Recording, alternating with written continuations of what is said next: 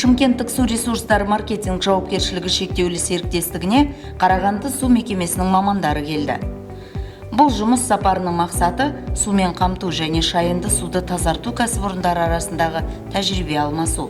Су ресурстары маркетинг жауапкершілігі шектеулі серіктестігі бас директорының орынбасары Жанатбек Тұрдалиев әріптестерге Шымкент су арнасының жүйелі жұмысын толыққанды айтып берді. Суды есепке алу құрылғыларын енгізу, Еуропалық қайта құру және даму банкінен алынған несие және сол қаржының желілерді толығымен ретке келтіруге, өндірісті жаңғыртуға мүмкіндік беретін тұстарын, нәтижесінде су шығыны мен апатты жағдайларды азайтуға бағытталған жұмыстар барысын сөз етті. Өз кезегінде өндірісті жаңғырту суды тарту мен жеткізу құнын біршама төмендетуге мүмкіндік береді. Кәсіпорында географиялық ақпаратты жүйе енгізілген.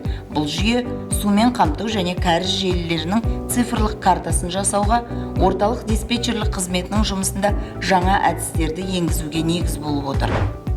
Инвестицияның көмегімен кәріз тарту қондырғылар кешенін реконструкциялау, биогаз қондырғысын салу қолға алынды және экологияға залал келтірудің алдын алу мүмкін болып отыр.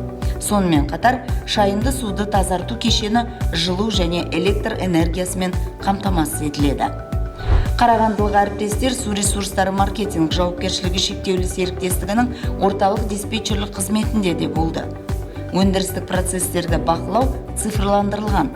Диспетчерлер жүйедегі су қысымын бақылайды. Желіде орнатылған арнайы көрсеткіштер құрылғылар арқылы су жиналатын резервуарлардың толтырылуын бақылайды. Сондай-ақ апатты жөндеу бригадаларының шақыруға бару, жету қозғалысы бақылауға алынып отырады.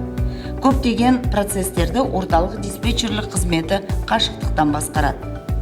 Қонақтарды тағы бір жүйе қызықтырды. Ол тұтынушылармен Telegram мессенджеріндегі чат-бот арқылы байланысу жағы. Әріптестерге тұтынушылардың чат-ботқа тіркелуі мен оған қажетті барлық ақпаратты оңай жолмен алып отыратыны көрсетілді. Айтпақшы, қазіргі уақытта су ресурстары маркетинг жауапкершілігі шектеулі серіктестігі абоненттерінің 70% осы чат-ботты жақсы пайдаланады.